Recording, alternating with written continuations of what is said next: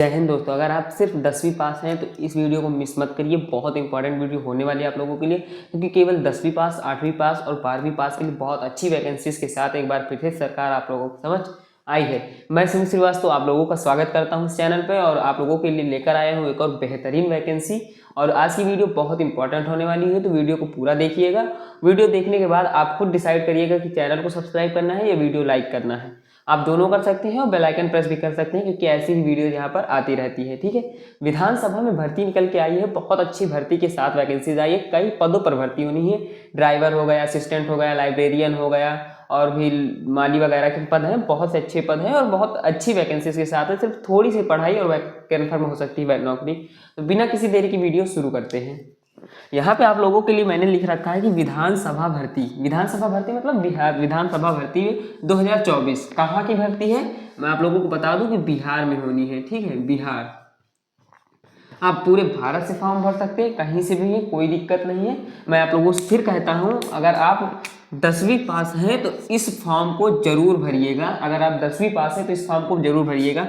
8वीं के लिए भी वैकेंसीज हैं, 12वीं के लिए भी हैं, तो तीनों में से आप कोई किसी चीज में है, आप आराम से फॉर्म भरिए। बहुत इंपॉर्टेंट पद होने वाले हैं। ठीक है, आवेदन की तिथि अगर मैं बात करूं तो आज लोग जानते हैं कि आज 28 तारीख है, कल 29 तारीख हो जाएगी। कल 29 है तो कल से फॉर्म स्टार्ट हो जाएंगे इसके फॉर्म भरना। ठीक है, तो आवेदन की तिथि की अगर मैं बात करूं यहाँ से आप लोगों से, तो 29 नवंबर से फॉर्म स्टार्ट है। किस कब से? 29 नवंबर से।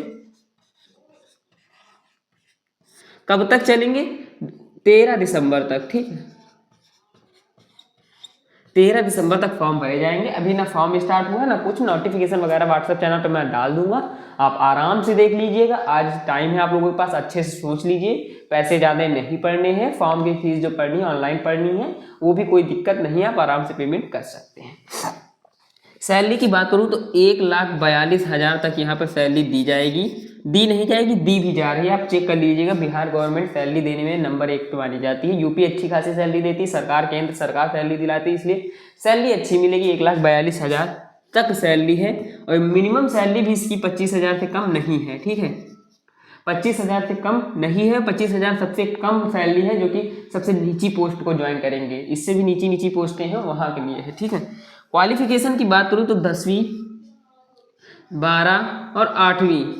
ठीक है, स्नातक, अगर आपके पास स्नातक है तब भी कोई दिक्कत नहीं। स्नातक हो गए, 8वीं हो गई, 12वीं हो गई, 10वीं हो गई, कैसी भी डिग्री, डिप्लोमा कुछ भी है, आप सीधे से फॉर्म भरिए। बहुत इंपॉर्टेंट वैकेंसी है और बहुत अच्छे से आप लोगों को ये वैकेंसी मिल सकती है। तो मैं पूरी डिटेल्स लेकर आया हूँ आप लोगों के सामने। अब एक एक चीज को डिटेल से जानते हैं। ठीक है, पद की बात करूँ तो मैंने आप लोगों से कहा है कि ड्राइवर हो गया, असिस्टेंट हो गया, ठीक है, और लाइब्रेरियन हो गया। लाइब्रेरियन आप जानते हैं जो लाइब्रेरी में बैठते हैं। लाइब्रेरी के बाद आदि पद है। ठीक है, गार्ड वगैरह के पद हैं, सिक्योरिटी गार्ड के पद हैं, तो गार्ड के भी पद हो सकते हैं, वो भी हैं। ठीक है, इतने पद ऐसे ऐसे पद हैं। एग्जाम पैटर्न से पहले मैं बात करूँ आप लोगों से, फीस की बारे में जानकारी दे देता हूँ। अगर आप जनरल हैं, ठीक है, मेल है, जनरल है, मेल है, तो आपको 600 रुपये पेमेंट करना होगा। और अगर आप फीमेल हैं या SC/ST मेल है, कोई दिक्कत नहीं, SC/ST मेल है, तब आपको 150 रुपये का पेमेंट करना होगा। पेमेंट मोड ऑनलाइन है, किसी प्रकार का ऑफलाइन पेमेंट वगैरह नहीं करना है। मैं कुछ चीज़ें लिख कर लाया हूँ आप लोगों को बताने के लिए, तो उस चीज़ों को मैं बता देता हूँ। फीस की मैंने बता दी है, 150 और 600। ठीक है, ये चीज़ें आपको समझ में आ गई होंगी। अब कुछ पदों के लिए स्पेशल कैटेगरी, अगर आप ड्राइवर के पद को ज्वाइन करते हैं, मैं बता देता हूं आप लोगों को। अगर आप ड्राइवर के पदों को ज्वाइन करते हैं तो आपके पास 10वीं होनी चाहिए। क्या होनी चाहिए? 10वीं और प्लस DL होना चाहिए। DL आप लोग समझते हैं, ड्राइविंग लाइसेंस। ठीक है, अगर आप ऑफिस असिस्टेंट के पास, मतलब कि असिस्टेंट की नौकरी क्लियरफाई करना चाहते हैं, तो आप लोगों के पास क्या होना चाहिए? 8वीं होना चाहिए। क्या होना चाहिए? 8वीं। ठीक है, 8वीं किसी भी मान्यता प्राप्त बोर्ड से हो, कोई दिक्कत नहीं, 8वीं पास होनी चाहिए आप लोगों के पास। लाइब्रेरियन के लिए जो है, यहाँ पे लाइब्रेरियन के लिए 12वीं पास वैकेंसी रखी गई है, तो 12वीं पास लाइब्रेरियन को देखा जाएगा। तो 12वीं पास है तो लाइब्रेरियन मिल जाएगा। गार्ड वगैरह में 10वीं ही चल जाएगी, कोई दिक्कत नहीं। आधे पदों में स्नातक भी शामिल हैं। तो आपके पास कुछ भी हो, कोई दिक्कत नहीं, आप आराम से फॉर्म भर सकते हैं। मैंने सबको बता दिया है। अब बात करते हैं एज वगैरह की। तो एज वगैरह मैं आप लोगों को बता देता हूँ। 1 मिनट, ये चीज़ें आप लोगों को समझ में आ चुकी होंगी। यहाँ पे बताता हूँ एज। एज की अगर मैं बात करूं तो आप लोगों से, आप भी जानते हैं किसी भी गवर्नमेंट सरकारी अगर अप्रेंटिस नहीं कर रहे हैं, अप्रेंटिस में 15 मान लिया जाता है, लेकिन अगर आप सरकारी वैकेंसीज की बात कर रहे हैं तो 18 से, यहाँ पे 18 से लेकर के आप लोगों को 21 साल तक का दिया गया है कुछ पदों के लिए। कुछ पदों के लिए क्या है, कुछ पदों के लिए क्या है, 40 तक का भी दिया गया है, 40 साल, ठीक है। अगर आप मिनिमम जानेंगे तो 18 से 21, कुछ पदों के लिए 40 साल तक है। तो आप लोग जैसा चाहें वैसा ज्वाइन कर सकते हैं, कोई दिक्कत नहीं है। हाँ, एक चीज़ ये है, अगर आपने 10वीं प्लस डीएल लगाया है तो सिर्फ आप ड्राइवर को पद, ड्राइवर के ही पद मिलेंगे। अगर आपने स्नातक प्लस डीएल लगा दिया तो आपको इससे नीचे सारे पदों पर आप आराम से जा सकते हैं, किसी प्रकार की दिक्कत नहीं है, ठीक है। ये हो गया। अब बात करते हैं एग्जाम पैटर्न की। बहुत से लोगों के कमेंट आते हैं कि आप वीडियो बनाते हैं तो इसमें एग्जाम पैटर्न नहीं बताते हैं, क्वेश्चन कैसे आते हैं। तो आप भी जानते हैं कोई भी पेपर हो, कोई भी एग्जाम हो, सबसे पहले आप लोगों को जीए मतलब आप समझते हैं जनरल अवेयरनेस। जनरल अवेयरनेस में आप लोगों से 30 क्वेश्चन पूछे जाएंगे जो कि 160 नंबर के होंगे। उसके बाद जनरल साइंस और मैथ, जनरल साइंस और मैथ से अगर दोनों को कंबाइंड देखा जाएगा तो 30 क्वेश्चन पूछे जाएंगे। यहाँ पे आप लोगों से 40 क्वेश्चन पूछे जाएंगे 60 नंबर के, 160 नंबर के, ठीक है। 30 क्वेश्चन पूछे जाएंगे जो कि 120 नंबर के होंगे। रीजनिंग एक ऐसा सब्जेक्ट है जो कि मुझे सबसे अच्छा लगता है और सबसे प्यारा सब्जेक्ट मुझे यही लगता है। मैं केवल रीजनिंग को एक बार पढ़ता हूँ और मुझे समझ में आ जाता है, रीजनिंग वगैरह अच्छी लगती है। सिर्फ थोड़ी सी दिक्कत मुझे ब्लड रिलेशन में होती है, बाकी सारे चैप्टर्स मुझे आसान लगते हैं।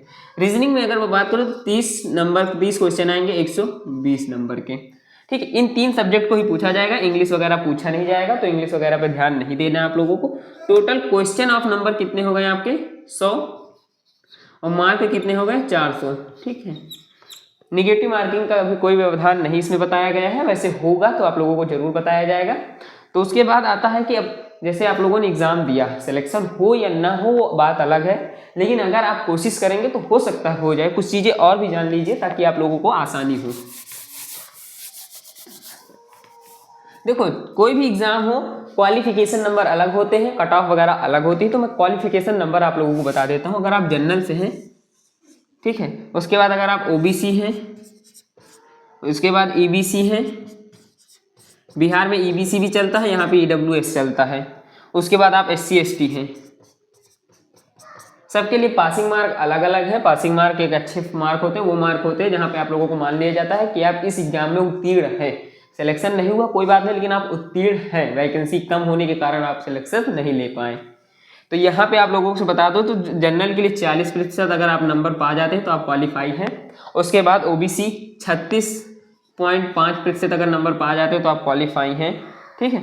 ईबीसी अगर 34% नंबर पा जाता है तो क्वालिफाइंग है। और उसके बाद अगर एससी एसटी 32 नंबर तक नंबर पा जाता है तो क्वालिफाइंग है। 40-32 8% का अंतर है, बाकी सबका खेल नंबर का ही होता है, ठीक है।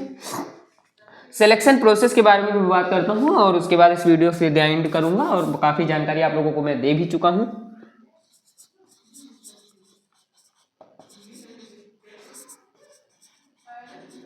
ठीक, सिलेक्शन प्रोसेस में जब आप लोगों को एग्जाम के बारे में बता दिया तो जाहिर सी बात एग्जाम होगा, तो सबसे पहले आप लोगों का रिटन एग्जाम होगा। उसके बाद आप लोगों का होगा, रिटन एग्जाम के बाद आप लोगों का इंटरव्यू होगा। इंटरव्यू के बाद आपका डॉक्यूमेंट वेरिफिकेशन किया जाएगा और उसके बाद आपका मेडिकल टेस्ट होगा। जब आप रिटन एग्जाम क्वालिफाइंग करेंगे तो आपको इंटरव्यू कॉल जाएगी, इंटरव्यू कॉल जाएगी तो आप इंटरव्यू होगा, फिर उसके बाद आपका मेडिकल टेस्ट होगा, फिर डॉक्यूमेंट वेरिफिकेशन होगा। उसके बाद आपको यहाँ पे आपकी नौकरी मिलेगी और सैलरी आप लोगों को पता ही, मैंने पहले भी बता दी कितनी मिलेगी।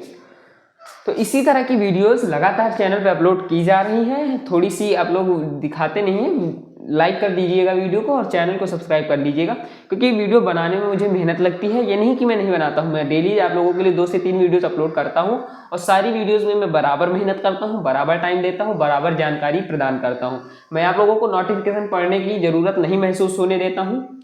मिलूंगा नेक्स्ट वीडियो में, तब तक के लिए धन्यवाद। ऐसी ही वीडियोज़ के लिए चैनल को सब्सक्राइब कर रखें।